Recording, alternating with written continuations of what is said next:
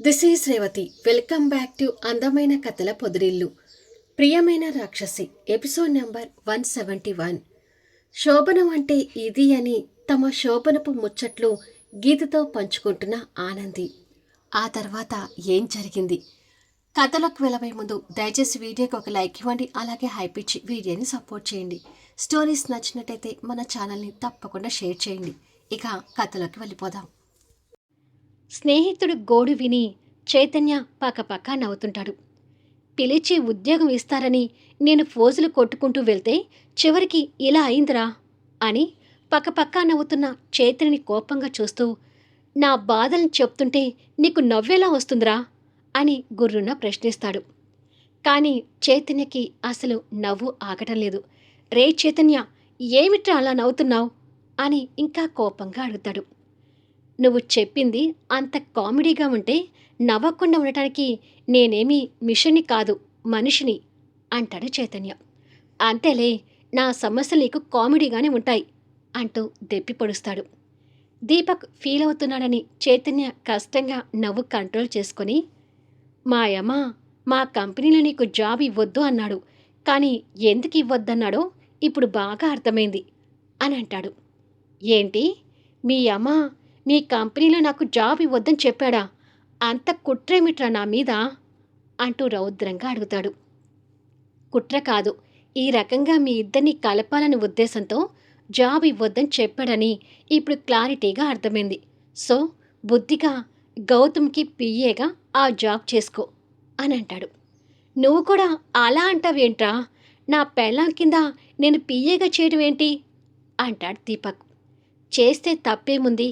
ఎవరో పరాయి వాళ్ళ దగ్గర చేతులు కట్టుకొని మేడం సార్ అనే బదులు నీ భార్య దగ్గర నువ్వు మేడం అంటూ చేతులు కట్టుకుంటే తప్పేముంది అని అడుగుతాడు. నీకేం బాబు, నువ్వు ఎన్ని సలహాలైనా చెప్తావు, ఇక్కడ ఫీల్ అయ్యేది నేను కదా. వసే అసే అని పిలవాల్సిన తనని పట్టుకొని మేడం అంటూ రిక్వెస్ట్ చేయాల్సి వస్తుంది. నేను ఎంత బాధపడుతున్నానో నీకు తెలియడం లేదు అంటాడు రోషంగా. నోరు ముయిరా ఈడియట్. ఏంట్రా నువ్వు పడే బాధ? గౌతమి ధనవంతరాల అమ్మాయి అయినా నిన్ను ప్రేమించి పెళ్లి చేసుకుని మీ ఇంట్లో ఉంటుంది. అలాంటి అమ్మాయిని కళ్ళకు అద్దుకొని చూసుకోవాలి కానీ పిచ్చి పిచ్చి వేషాలు వేస్తూ తనని బాధ పెడతావెందుకు అని అడుగుతాడు. అబ్బో, నువ్వు కడిగిన ముత్యమని నాకు అర్థమైంది, కానీ నువ్వు ఇంకొకసారి నిరూపించుకోవాల్సిన అవసరం లేదు. గౌతమిని ఇలా హ్యాండిల్ చేయమని నువ్వే సలహా ఇచ్చావు, అది మర్చిపోయావా అంటాడు దీపక్. ఇచ్చాను, కాకపోతే అప్పుడు శివంగి మీద నా మూడ్ సెట్ వేరే ఉండి అప్పుడు నీకు అలాంటి సలహా ఇచ్చాను. కానీ గౌతమి మంచి అమ్మాయి, బుద్ధిగా ఉద్యోగం చేసుకుంటూ తన్ని మంచిగా చూసుకో, ఇదే నీకిచ్చే సలహా అని చేతి వాచ్ టైం చూసుకొని, నా కోసం మా మావయ్య ఎదురు చూస్తూ ఉండాలి, మళ్ళీ కలుద్దాం, బాయ్ అని చెప్పి బైక్ స్టార్ట్ చేసుకుని వెళ్ళిపోతాడు. ఆ గౌతమి భార్య నుండి తప్పించుకోవడానికి నాకేమైనా సలహా ఇస్తాడేమో అని నా బాధను వీడికి చెప్పుకుంటే వీడేంటి ఇంత మంచిగా మారిపోయాడు అని నీరసపడిపోతాడు దీపక్. ఆ రోజు నైట్ ఆనంది గీతతో మాట్లాడుతూ, అవును గీత, మాకు అక్కడే శోభనం జరిగింది. ఇన్ని రోజులు శోభనం అంటే మీద పడుకొని కిస్ చేసుకోవటం అనుకున్నా, కానీ శోభనం అంటే అది కాదు, ఇంకా చాలా ఉంది అంటూ ఆనంది ఫోన్లో గీతతో మాట్లాడుతూ ఉంటుంది. తన రూమ్లో ఉండి కాలు మాట్లాడుతున్న గీత తన అమాయకపు మాటలకు నవ్వుతూ, పోనీలే, ఎలాగైతే ఏంటి, మీ శోభనం జరిగి ఇద్దరూ దగ్గరయ్యారు కదా, చైతన్య అన్నయ్య ఆఫీసులో నాకు అన్ని విషయాలు చెప్పాడులే అని అంటుంది.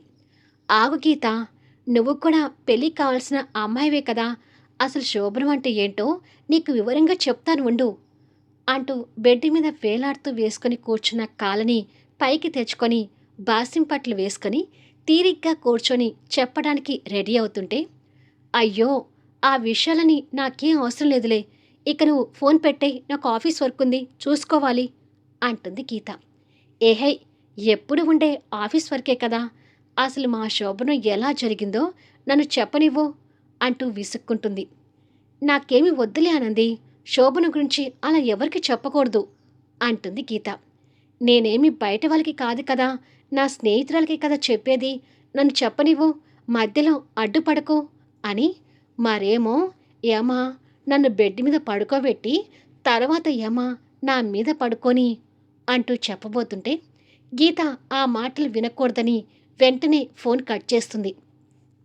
అదే టైంలో అశ్విన్ కూడా వచ్చి కోపంగా తన చేతుల నుంచి ఫోన్ గుంజుకొని కట్ అయిన కాల్ చూస్తాడు. తన చేతిలో ఫోన్ మాయం కావడం చూసి ఎదురుగా చూసేసరికి అశ్విన్ తన ఫోన్ పట్టుకొని తనని మింగేసేటట్టుగా చూస్తుంటాడు. తనకి మన శోభన గురించి ఎక్స్ప్లెయిన్ చేస్తుంటే ఏంటి అమ్మా అలా ఫోన్ గుంజుకున్నావు అని అడుగుతుంది. బుద్ధుందా నీకు అసలు? శోభన గురించి అలా ఎవరికైనా చెప్తారా? తను మేనేజ్ గల అమ్మాయి కాబట్టి వెంటనే ఫోన్ కట్ చేసింది అని అంటాడు. అయ్యో, మన శోభన గురించి వినకుండా ఫోన్ అలా ఎలా కట్ చేసింది అని అంటుంది. ఓసి తింగర్దానా, ఆఫ్ కోడి బ్రెయిన్తో ఆ భగవంతుడు నిన్ను ఇలా పుట్టించాడేంటే అంటూ తల పట్టుకుంటాడు. హలో, నాది ఆఫ్ కోడి బ్రెయిన్ ఏంటి? కంపెనీలోకి అడుగుపెట్టిన రోజే రమ్మీ ఆడి ప్రాజెక్ట్ తెప్పించాను. నా టాలెంట్ మర్చిపోయావా ఏంటి అని అడుగుతుంది గర్వంగా చూస్తూ. నిజమే, అసలు నీ బ్రెయిన్ ఎప్పుడు ఎలా పనిచేస్తుందో అసలు నాకు అర్థమే చావట్లేదు. ఒక్కొక్కసారి షార్ప్గా ఎవరికి రాని ఐడియాస్తో ఆలోచిస్తావు, ఇంకొకసారి తింగర్దాల్లా ఆలోచిస్తావు. 2 రకాల బ్రెయిన్తో ఉన్న నీతో ఎలా నీ వేగేది అని అంటాడు. పోయమ్మా, నన్ను పొగడకు అని అంటుంది సిగ్గుతో నవ్వుతూ.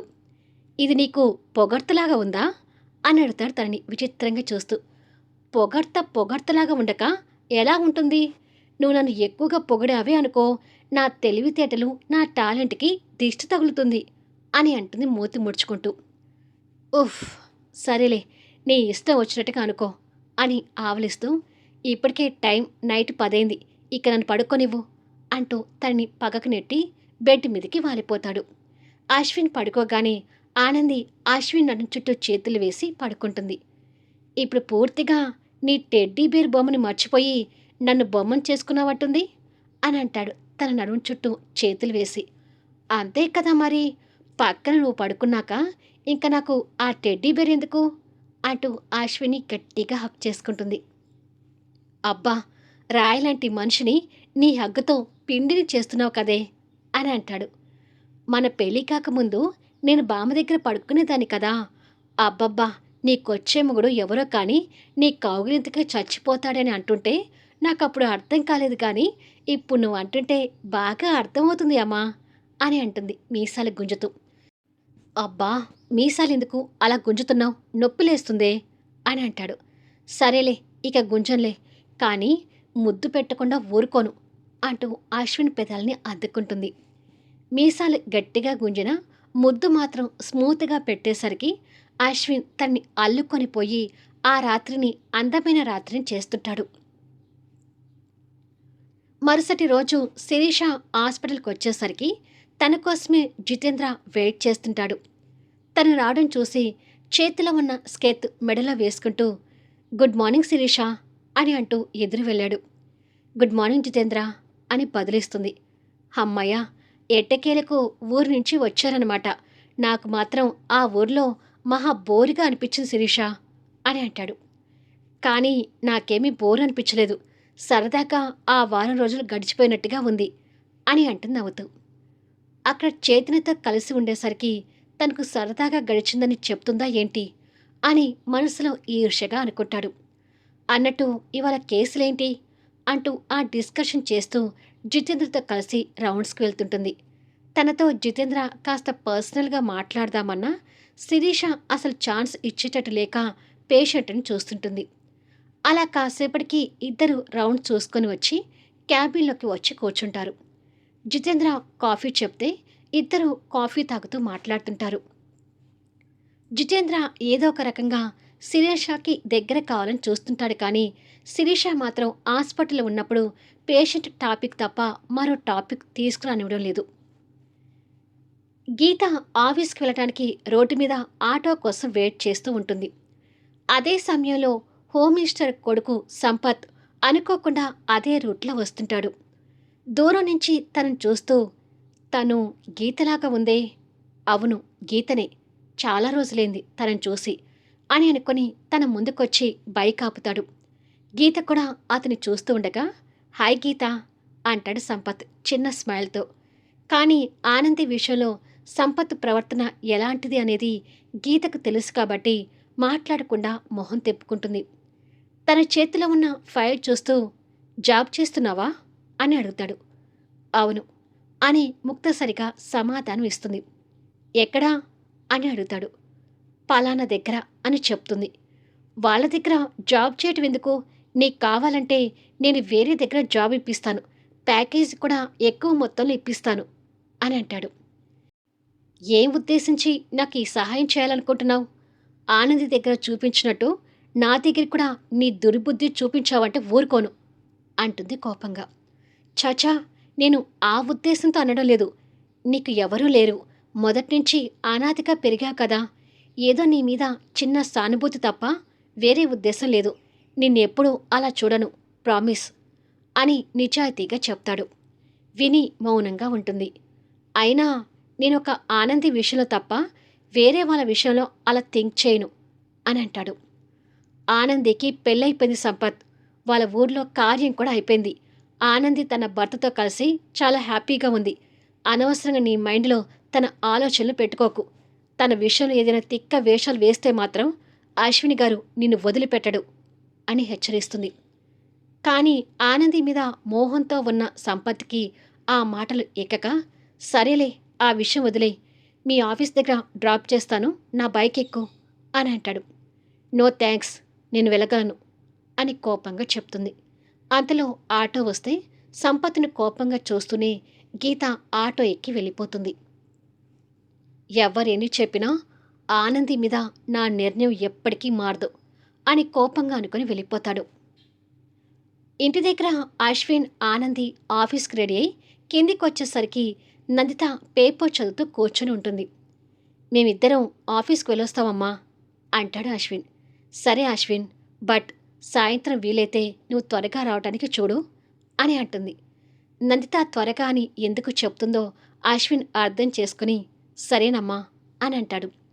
త్వరగా రావటం ఎందుకు బొమ్మా, ఎప్పుడొచ్చే టైంలోనే వస్తాము అంటుంది ఆనంది. నేను ఎప్పుడు వస్తే నువ్వు అప్పుడు వద్దు గాని, ఇక పద, ఆఫీస్ టైం అవుతుంది అని చెప్పి ఆనంది చేపట్టుకుని వెళ్తుంటాడు. వాళ్ళు వెళ్ళాక నందిత దీర్ఘంగా ఆలోచిస్తూ కూర్చుంటుంది. అమర్ రెస్ట్ తీసుకోవడంతో చైతన్య ఆఫీస్కి చేరుకొని గీతతో ఆఫీస్ విషయాలు చర్చిస్తూ క్యాబిన్లో కూర్చొని ఉంటాడు. గీత ఒక ఫైల్ చైతన్యకిస్తూ, ఇది మనం వేయబోయే న్యూ టెండర్కి సంబంధించిన ఫైల్ అన్నయ్య, ఒకసారి నువ్వు చెక్ చేసి సైన్ చేస్తే మనం టెండర్ వేయటానికి ఇక రెడీగా ఉన్నట్టే అని అంటుంది. చైతన్య ఆ ఫైల్ చెక్ చేస్తూ, ఈ ప్రాజెక్ట్ కోసం ఎన్ఏఎస్ కంపెనీ కూడా పోటీ పడుతుంది కదా అని అంటాడు.